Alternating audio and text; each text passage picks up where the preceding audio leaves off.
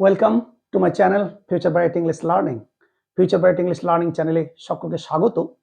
তোমরা জানো আমরা প্রিপোজিশনের ক্লাস স্টার্ট করেছি। অলরেডি আমরা দেখিয়েছি অ্যাট ইন এর ব্যবহার, সময়ের ক্ষেত্রে কোথায় অ্যাট বসে, কোথায় ইন বসে, আরও ওদের যে ব্যবহার রয়েছে সেগুলো আমরা শিখিয়েছি। তো চলো আজকে আমরা যেটা দেখাবো, আজকে আমরা দেখাবো ইনটু কোথায় বসে, টু কোথায় বসে এবং ইন এদের সঙ্গে কি পার্থক্য রয়েছে, এগুলো আস্তে আস্তে আমরা দেখাবো। তো প্রথমে আজকে আমরা যেটা দেখাবো টু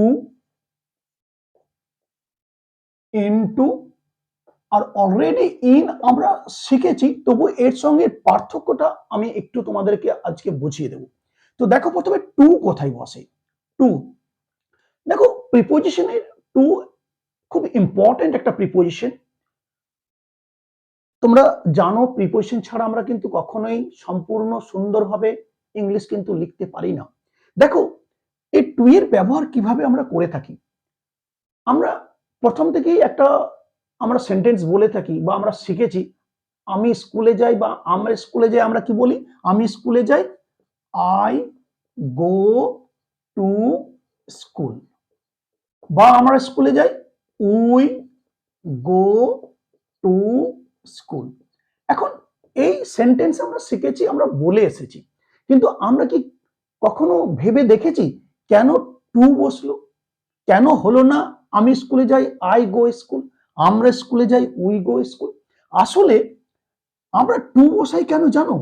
কোনো দিকে কোনো গতি বোঝালে, অভিগমন বোঝালে, কোনো দিকে যাওয়া বোঝালে, এই গতি বোঝালে আমরা কিন্তু টু বসিয়ে থাকি। সেই জন্য আমি স্কুলে যাই, এই যে স্কুলের দিকে একটা গতি বোঝাচ্ছে, সেই জন্য আমরা কি করে থাকি? আমি স্কুলে যাই, I go to school, right? আমি কলকাতা যাই, আই গো টু কলকাতা। সে কলকাতা যায়, হি গোজ টু কলকাতা। এই যে কোনো দিকে যাওয়া বোঝাচ্ছে, সেই জন্য কিন্তু আমরা কি করি? টু বসিয়ে থাকি। তাহলে মনে রাখবে টু এর প্রথম নিয়ম হলো কোনো দিকে যাওয়া বোঝালে আমরা কিন্তু টু বসিয়ে থাকি। তাহলে আজকে আমরা জানতে পারলাম বা বুঝতে পারলাম আমি স্কুলে যাই কেন আমরা আই গো স্কুল না বলে আই গো টু স্কুল বলি। অর্থাৎ কোনো দিকে যাওয়া বোঝাচ্ছে, অভিগমন বোঝাচ্ছে, গতি বোঝাচ্ছে, তার জন্য আমরা কি করলাম? আমরা কি বললাম? I go to school. আমরা কিন্তু কখনোই বলি না আই গো স্কুল, অর্থাৎ আমরা মুখস্থর মতো বলেছি আই গো টু স্কুল, কিন্তু আজকে বুঝতে পারলাম কোনো দিকে যাওয়া বা অভিগমন বোঝাতে আমরা কিন্তু টু এর ব্যবহার করে থাকি। সেই জন্য সে ইংল্যান্ডে যাচ্ছে, he is going to England, right? সে লন্ডন যাচ্ছে, he is going to London. এই যে কোনো দিকে যাওয়া। সে দিল্লি যাচ্ছে, he is going to Delhi. অর্থাৎ অভিগমন গতি বোঝালে কিন্তু আমরা টু ব্যবহার করে থাকি। তাহলে প্রথম মনে রাখবে টু এর নিয়ম, কোনো দিকে কোনো গতি বোঝাতে আমরা কিন্তু টু ইউজ করে থাকি, রাইট? এরপরে কখনো কখনো আমরা তে অর্থে কিন্তু আমরা টু ইউজ করি। তে অর্থে যেমন ধরো তুমি লেখো যেতে, খেতে, পড়তে, লিখতে, লিখতে, শিখতে।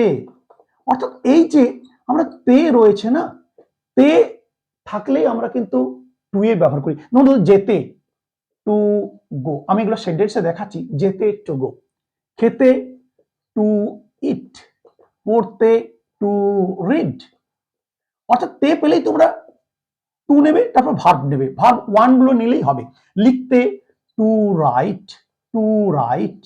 শিখতে টু লার্ন, টু লার্ন। এই যে তাহলে দেখো এবার এগুলো যে সেন্টেন্সে ব্যবহার করো, যেমন ধরো আমি শিখতে চাই, আমি ইংরেজি শিখতে চাই, তাহলে আমি চাই আই ওয়ান্ট। প্রথমে বলো, এগুলো আমরা সেন্টেন্স এখনো শেখাইনি, টেন্স শেখাইনি, আমরা জেনে যাব। আমি শুধু এই তের ব্যবহারটা তোমাদেরকে শেখাচ্ছি। আমি শিখতে চাই, আই ওয়ান্ট। এবার শিখতে টু লার্ন, রাইট? আমি পড়তে চাই, এবার যদি আমি ইংরেজি শিখতে চাই, I want to learn English, I want to learn English. আমি পড়তে চাই, I want, I want to read. দেখতে পাচ্ছ? সে খেতে ভালোবাসে বা সে খেতে চায়, সে খেতে ভালোবাসে, হি লাভস টু ইট, খেতে টু ইট, পড়তে টু রিড, শিখতে টু লার্ন। অর্থাৎ এই তে পেলেই তোমরা কি করবে, টু এর পরে ভার্ব ওয়ান বসিয়ে দিলে কিন্তু আমরা এইভাবেই করতে পারবো। আমি খেলতে চাই, আমি বিকেলবেলা খেলতে চাই, আই ওয়ান্ট টু প্লে, এই যে খেলতে, to play in the afternoon, I want to play in the afternoon. সুতরাং তে বোঝাতে আমরা কিন্তু টু এর ব্যবহার করে থাকি, রাইট? এটা একটা নিয়ম। এরপরে দেখো আমরা কে অর্থে, কে অর্থেও আমরা কিন্তু টু ব্যবহার করে থাকি। কেমন ভাবে? আমি উদাহরণ দিচ্ছি। ধরো কলমটা তাকে দেওয়া হয়েছিল, the pen, the pen was given to him, কলমটি তাকে, কে, তাকে দেওয়া হয়েছিল। যদি এটা প্যাসিভ ভয়েস কেমন করে হলো তোমরা এখন বুঝতে পারবে না, আমরা নিশ্চয়ই শেখাবো। শুধু আমি এই কে বোঝাতে, the pen was given to him, কলমটা তাকে দেওয়া হয়েছিল, সেজন্য আমি টু ইউজ করলাম। ওটা আমাকে দাও, এটা আমাকে দাও, give, give it to me, এটা আমাকে দাও। দেখতে পাচ্ছ? সুতরাং তে, কে, প্রতি, কোনো দিকে যাওয়া বা অভিগমন বোঝাতে আমরা কিন্তু টু এর ব্যবহার করে থাকি, রাইট? এই হচ্ছে টু এর মোটামুটি ব্যবহার। আরো প্রচুর ব্যবহার আছে, যেমন ধরো পর্যন্ত বোঝাতে, পর্যন্ত, যেমন ধরো শনিবার থেকে বুধবার পর্যন্ত, ফ্রম, ফ্রম আমরা এখনো ব্যবহার শিখিনি, আমরা শেখাবো। From Saturday, from Saturday, Saturday to Wednesday, from Saturday to Wednesday. তাহলে এই যে থেকে পর্যন্ত, পর্যন্ত বোঝাতে আমরা কি ইউজ করলাম? Saturday to Wednesday. শনিবার থেকে বুধবার পর্যন্ত আমি থাকবো না, I shall not stay from Saturday to Wednesday. তাহলে এই পর্যন্ত বোঝাতেও আমরা কিন্তু টু ইউজ করে থাকি, ফ্রম টু ইউজ করে থাকি। সে সকাল থেকে সন্ধ্যা পর্যন্ত খাটছে, সকাল থেকে সন্ধ্যা পর্যন্ত, he is working from morning to evening. দেখো ফ্রম মর্নিং টু ইভিনিং, তাহলে মর্নিং টু ইভিনিং, সকাল থেকে সন্ধ্যা পর্যন্ত, টু ইভিনিং, সন্ধ্যা পর্যন্ত। তাহলে পর্যন্ত বোঝাতেও আমরা কিন্তু কি ইউজ করছি? টু ইউজ করে থাকি। আবার কখনো কখনো আমরা এটাও বলি, যেমন ধরো আমাদের টিম 2 গোলে জয়লাভ করেছিল, তাহলে our team, our team won the match, won the match, won the match by 3 goals to nil, 3-0 গোলে, 3 goals to nil। এই দেখো 3-0 গোলে, our team won the match by 3 goals to nil, 3-0 গোলে আমাদের ম্যাচ, আমাদের টিম ম্যাচ জিতেছিল। অর্থাৎ এখানেও আমরা 3 goals to nil, এখানেও আমরা কিন্তু টু ইউজ করে থাকি। অর্থাৎ টু এর এইরকম কিন্তু প্রচুর ব্যবহার কিন্তু রয়েছে, রাইট?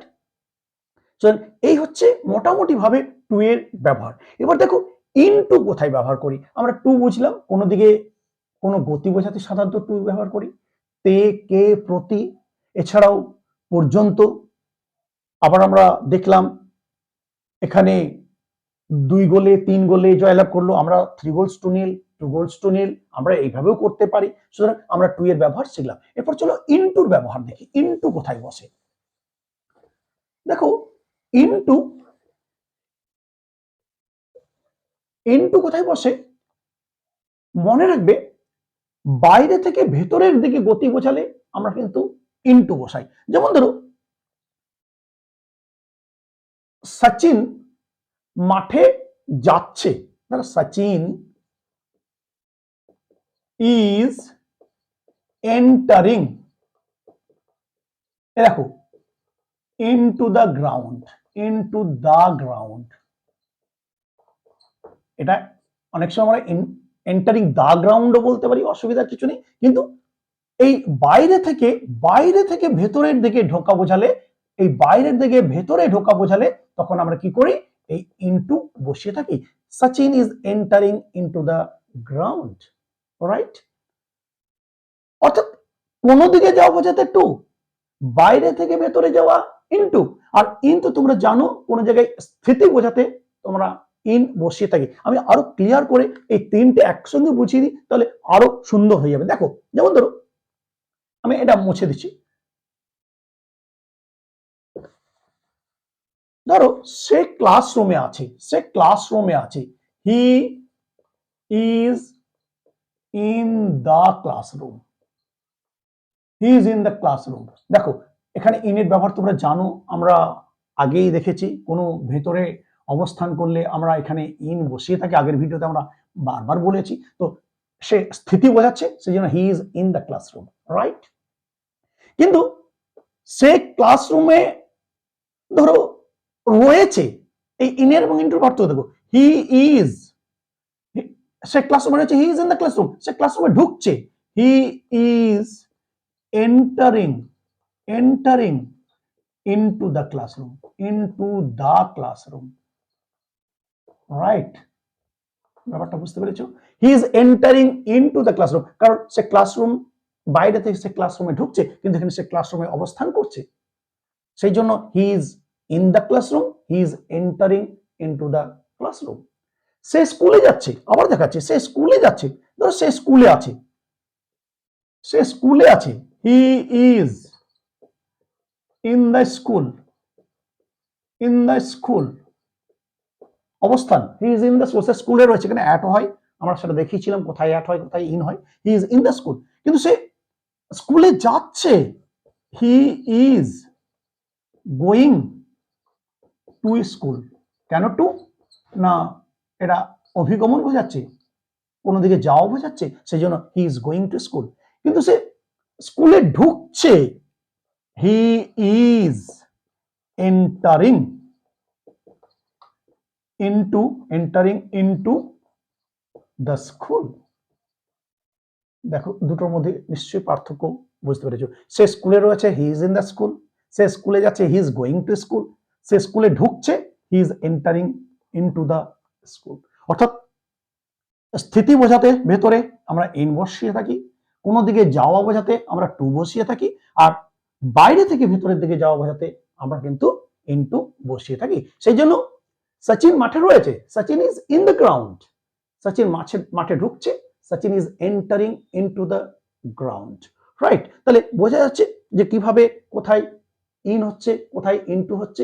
যেমন ধরো আরেকটা উদাহরণ দিই খুব সুন্দরভাবে, তাহলে ইন এবং ইনটুটা পরিষ্কার বুঝতে পারবে। যেমন ধরো ছেলেটি নদীতে সাঁতার কাটছে, ধরো the boy, the boy is swimming, swimming কি হবে? In the river, in the river. ছেলেটি নদীতে সাঁতার কাটছে, এখানে এখানে ধরো এই নদীর মধ্যে ধরো ছেলেটি জাস্ট জাস্ট সাঁতার কাটছে, এইখানে সাঁতার কাটছে, দ্য বয় ইজ সুইমিং, এখানে in the river, in the river, in the river, in the river, এখানে নদীর মধ্যে ছেলেটি সাঁতার কাটছে। কিন্তু ছেলেটি নদীর মধ্যে পড়ে গেল, তো এইখানে ছিল, লাইনে ছিল, সে পড়ে গেল, এখান থেকে নদীতে পড়ে গেল, তখন কি হবে?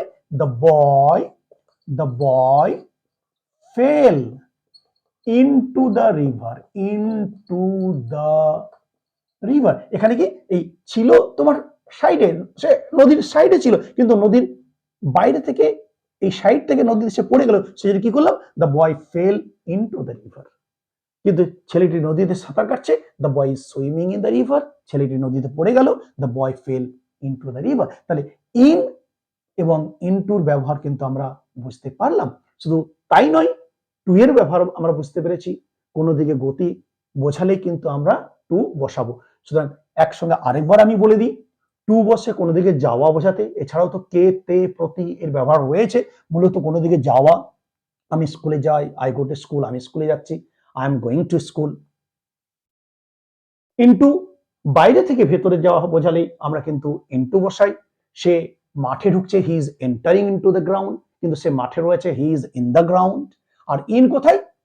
আমি বললাম সে স্থিতি বোঝাচ্ছে, he is in the ground, কিন্তু into he is entering into the ground. সুতরাং এই হচ্ছে মূলত টু, ইনটু এবং ইনের ব্যবহার। আশা করছি এই ৩ টে তোমরা খুব সুন্দরভাবে বুঝতে পেরেছো। এছাড়া প্রচুর ব্যবহার আছে। মাঝে, মাঝে আমরা যখন আলোচনা করব, প্রচুর ব্যবহার উঠে আসবে। নিশ্চয়ই আলোচনা করব। তো আজকে আমি যেটা বলছিলাম আশা করি বুঝতে পেরেছো। তো তোমরা ভিডিও দেখতে থাকো, প্রিপোজিশন এর ক্লাস খুব ভালো করে করো। কারণ প্রিপোজিশন ছাড়া আমরা ইংরেজি সেন্টেন্স লিখতেও পারবো না, ভালো করে বানাতেও পারবো না। সেজন্য আমাদের প্রিপোজিশন খুব দরকার। আর যারা ভিডিওগুলি দেখছো শেয়ার করো বন্ধুদেরকে। আর যারা এখনো সাবস্ক্রাইব করোনি অবশ্যই চ্যানেলটিকে সাবস্ক্রাইব করো। আজকে এই পর্যন্তই। আবার দেখা হবে পরের ক্লাসে। আমরা নিশ্চয়ই প্রিপোজিশনের ক্লাস এগিয়ে যাব। চলো, সবাই ভালো থেকো। Thank you very much.